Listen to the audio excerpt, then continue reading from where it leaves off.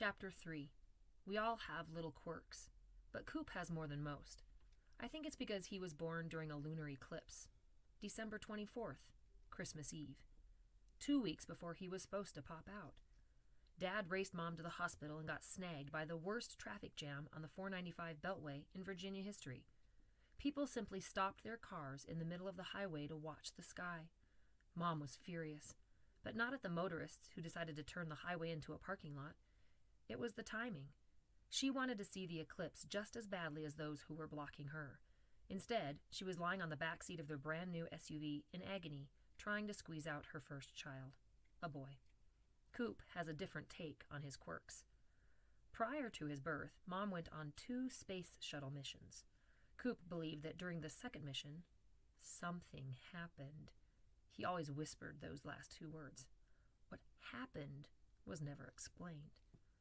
From the day Coop was born, he rarely slept at night. The pediatrician assured my parents that Coop would outgrow this behavior. The doctor was wrong.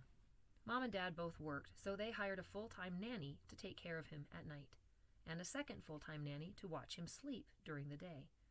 The nannies were sisters, identical twins, spinsters, Camilla and Cecilia Flores, who didn't speak 10 words of English between them.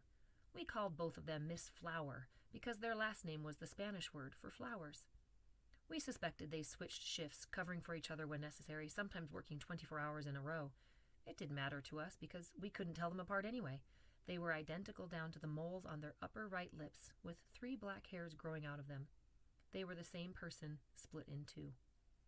The Flowers taught Coop to flamenco dance when he was 3 years old. By the time I came along, he had switched to tap and never looked back. Coop and I used to watch YouTube clips of the great tappers, like the Nicholas Brothers, Leonard Reed, Honi Coles, Bojangles, Fred Astaire. Coop was as good, if not better, than all of them.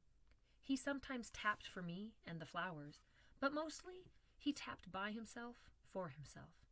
Several nights a week, he'd drape his tap shoes around his neck, sneak out of the house, find a tunnel or highway underpass, and tap until dawn. I asked him one time why he tapped. "To keep my feet moving, little bro," he answered. "You're not going anywhere if you don't keep 'em moving." When I was 9 and Coop was 14, Mom and Dad let the Flowers go. It was like losing 2 mothers at the same time, and it turned out to be a big mistake because it left Coop and me on our own. But I'll get to that later. Back to Coop's quirks. He collects flashlights, hundreds of them from all over the world.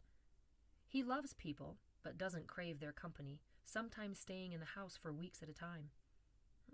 I guess I better explain. Old people, young people, rich people, poor people, white, black, Hispanic, Muslim, Christian, whatever, he makes no distinctions. To him they are just people, none better, none worse than the other. I think people sense this in Coop because they are attracted to him like moths are attracted to light. I don't know why this is. Something in the way he moves? Pheromones? I've seen complete strangers cross a busy street to talk to him. But the conversations are a little one-sided. Coop will nod, shake his head, frown, smile, and say only enough to keep them talking. When they walk away, Coop knows all about them, but they know virtually nothing about Coop.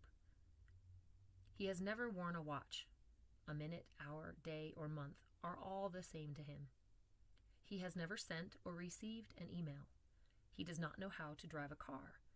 He writes short letters to people he doesn't know on purple stationery in beautiful script and doesn't include a return address. He does not talk on the phone.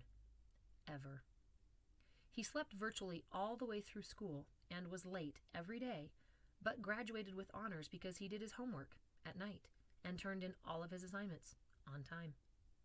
He was accepted to every university my parents filled out the applications to. He rejected all of them. He has no close friends, yet everyone is his friend. I thought that I was his best friend until he took off without telling me. I know that sounds whiny, but it hurt. I was really ticked off at him. It was worse than losing the Flowers. I was tempted to send a recording back, consisting of just 2 words with an explanation point. But that idea lasted about 2 seconds. I was too happy to hear from him to stay mad.